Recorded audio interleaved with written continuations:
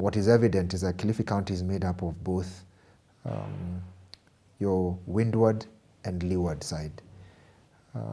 A lot of what is described as the arid and semi-arid lands of Ganze, Magarini, Kaloleni, parts of Rabai are considered to be drought-stricken. In fact, most of the times when you think of drought in this country, you won't go without hearing a story of Kilifi.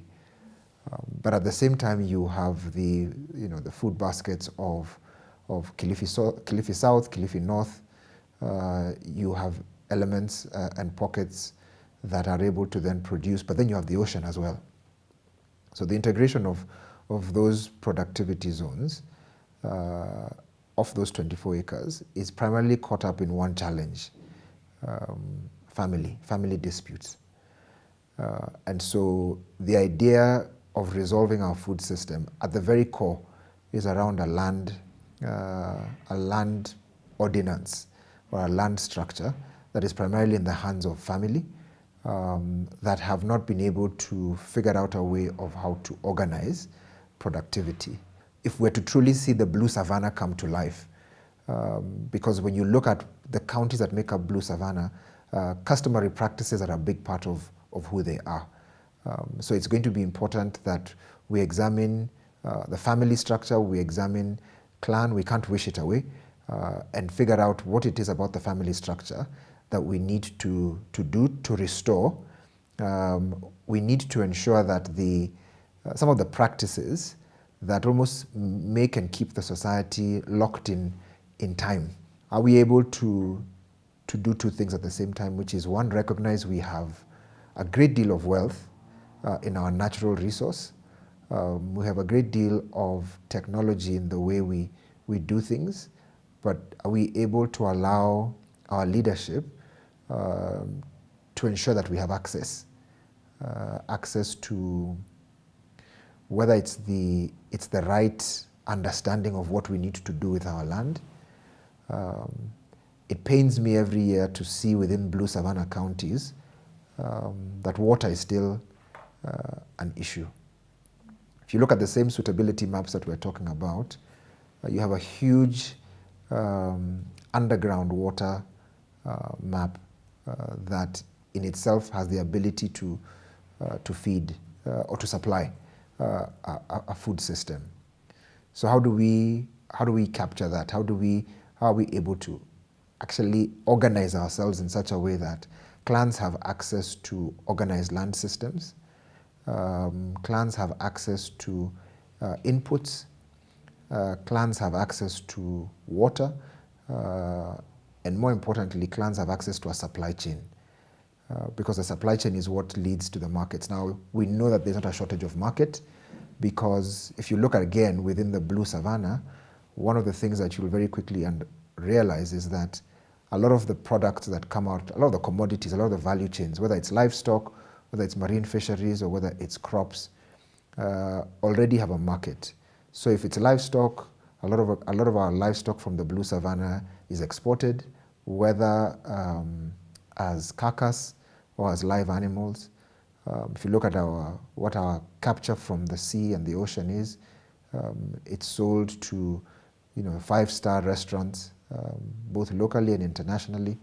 If you look at some of the tropical crops that we have, look at the price of cashew nuts, look at the commodities around coconut, you can see that the Blue Savannah has an opportunity to, if we can organize our suitability maps and ensure that the food production system plugs into our market systems, then we can actually thrive. Yet it's not government that will transform that. It's families. Families are what make up the nation. So there's a sense of responsibility that must come from the family. The family needs to be able to reorganize itself. The family needs to be able to address its conflict. The practitioners, the community, our Blue Savannah has come of age. A lot of people like to use the community of, particularly the community from Garissa, Mandera, and Wajir, and parts of Marsabit, and maybe even Turkana.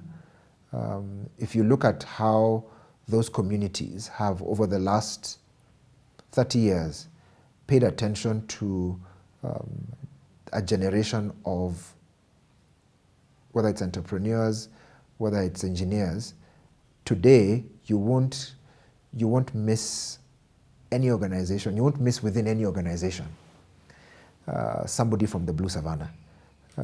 You will find them able to match the skill of any global engineer. And I think primarily those counties that are within the shoreline, that are better known as the Jumuiya counties. Part of the demonstration of the responsibility of you and me, or what I perhaps like to call utendaji, that then defines everyone's place within that community as a mtendaji, is best exemplified in those Blue Savannah counties that have made an investment in affirming life. And their ability to affirm life has enabled a generation of young men and women to go through a learning pipeline. So utendaji in the context of the Blue Savannah has allowed for a generation of young men and women to occupy positions of leadership, where today it's possible to return to those same communities where, for example, again, in the context of Kilifi, you have a clear mapping of the schools within, for example, a village. And you might have, maybe in a village around it, maybe 3 or 4 schools, which means that school has drawn girls and boys from that particular village, allowed for those girls and boys to go through that learning process, to ultimately find themselves wherever they have. So if you go back, maybe 50 years, you have a generation of boys and girls who today are our senior citizens. They're in their 70s and their 80s. These mothers and fathers made sure that their success through those schools provided them with an opportunity to migrate.